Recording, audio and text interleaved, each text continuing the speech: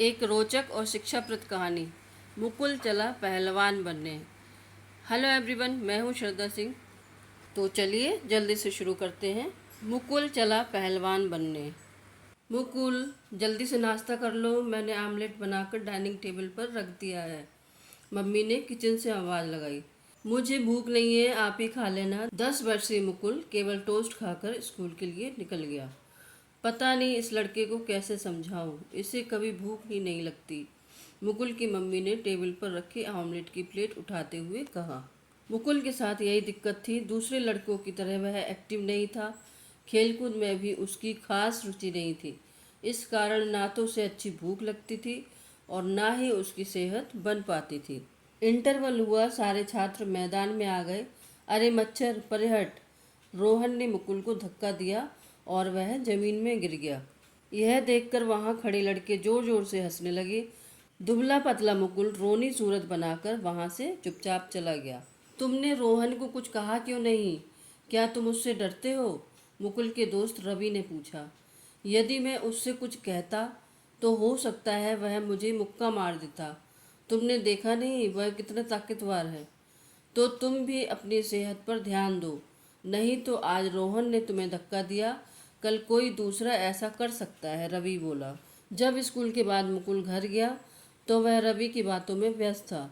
घर लौटते हुए रास्ते में उसने एक घर देखा जिस पर नेम प्लेट लगी हुई थी, नत्थू पहलवान।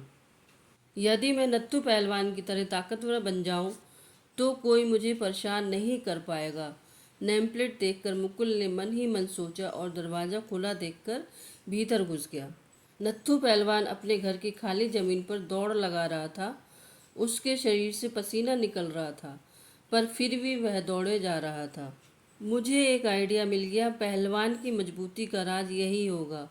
यह सोचकर मुकुल उसके घर से बाहर आ गया और पार्क में दौड़ने के लिए चला गया।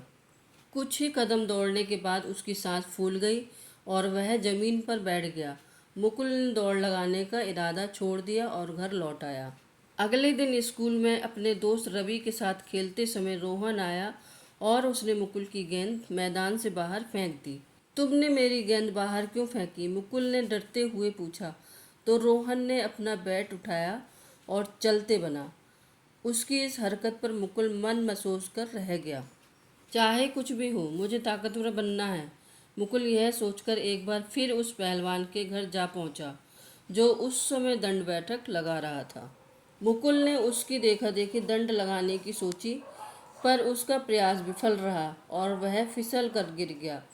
वह एक भी दंड बैठक नहीं लगा पाया। हार कर मुकुल नगड़ाता हुआ किसी तरह घर पहुंचा। उसकी समझ में नहीं आ रहा था कि अब वह क्या करे, लेकिन अभी भी उसने हिम्मत नहीं हारी थी। अगले दिन फिर से वह नत्थू पहलवान की ताकत का राज जानने के लिए उसके घर जा पहुंचा। उसने देखा कि पहलवान नत्थू के सामने मेज पर खाने पीने की ढेर सारी चीजें रखी हुई थी। मुकुल के देखते ही देखते पहलवान ने 2 दर्जन केले खाने के बाद जग भर कर दूध पिया। काफी सारे भीगे बादाम और चने, आधा दर्जन उबले अंडे, एक बोतल जूस और एक चिकन खाने के बाद ही वह अपनी जगह से उठा। इस बार मुकुल को ताकत का नया राज मालूम हुआ था, इसलिए वह सीधा किचन में गया और फ्रिज खोलकर देखने लगा। फ्रिज खाने पीने की चीज़ों से भरा हुआ था। पहलवान बनने का भूत सवार होने के कारण मुकुल वहीं बैठ गया और एक एक कर वहाँ रखी चीज़ें खाने में जुट गया, जैसे नत्थू खा रहा था। पेट भरने पर भी वह खाता चला गया। अब उससे उठा नहीं जा रहा था। वहाँ बड़ी मुश्किल से सहारा लेकर उठा और आईने के सामने जाकर खुद को देखने लगा कि उसका शरीर पहलवान जैसा हुआ या नहीं। उसका शरीर तो वैसा ही था, पर पेट जरूर कुछ फूला हुआ नजर आ रहा था। ज़्यादा खाने से उसके पेट में दर्द शुरू हो गया और वह टॉयलेट की तरफ भागा। मुकुल, तुम स्कूल से लौट आए, चलो हाथ मुंह धो लो, मैं तेरे लिए कुछ खाने को लाती हूँ। मुकुल की माँ इतना कहकर किचन की तरफ चली गई। उन्होंने फ्रिज खोला तो उसमें रखा दूध, केले, सेब, अंडे सब गायब थे जो उन्होंने सुबह रखे थे। लगता है कोई भूखा चोर हमारे घर आया और पूरा फ्रिज खाली कर गया। मुकुल की मम्मी को अपने बेटे पर बिल्कुल भी शक नहीं हुआ क्योंकि वह तो कुछ खाता पीता ही नहीं था। मुकुल का पेट अभी सही नहीं हुआ था, बार बार उसे टॉयलेट जाना पड़ रहा था और दर्द भी हो रहा था। पर उसने मम्मी को कुछ नहीं बताया। उसे डर था कि कहीं इसके लिए उसे मार ना खानी पड़े। ताकत हासिल करने का यह तरीका भी मुकुल को पसंद नहीं आया। समस्या अभी भी जस की तस थी। कुछ दिन बाद हिम्मत करके मुकुल फिर नत्थू के घर गया। उस समय नत्थू तेल मालिश करवा रहा था। उसके मोटे ताजे शरीर पर तेल डालकर कुछ लोग मालिश कर रहे थे। मुकुल ने मन ही मन सोचा, रोज रोज परेशान होने से अच्छा है चलकर नत्थू से ही ताकतवर बनने का नुस्खा पूछा जाए। मुकुल ने नत्थू से पूछा, तेल मालिश करने के बाद क्या मैं भी तुम्हारी तरह बन सकता हूँ? दरअसल मुझे भी पहलवान बनना है। मुकुल ने पास जाकर नत्थू से पूछा तो वह जोर से हंसने लगा। हंसते हुए ही नत्थू बोला, मच्छर भी पहलवान बनने का सपना देखता है।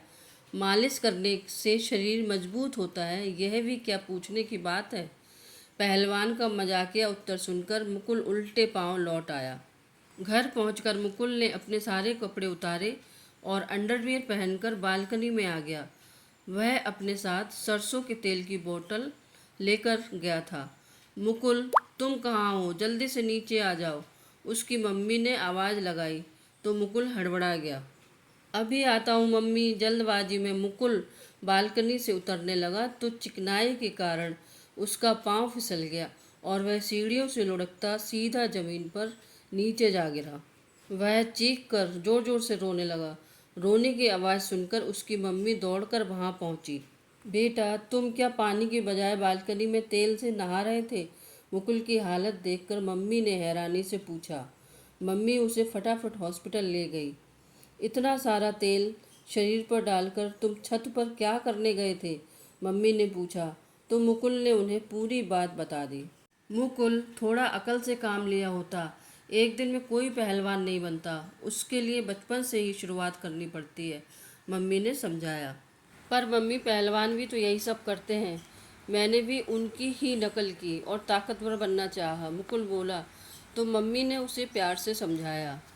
बेटा, शरीर मजबूत बनाना अलग बात है और पहलवान होना अलग बात। शरीर को मजबूत बनाने के लिए हल्का व्यायाम और पौष्टिक आहार लेना होता है। फास्ट फूड और चटपटी चीज़ों से दूर रहकर अगर तुम अच्छी दिनचर्या अपनाओगे तो कोई तुम्हें परेशान नहीं कर पाएगा।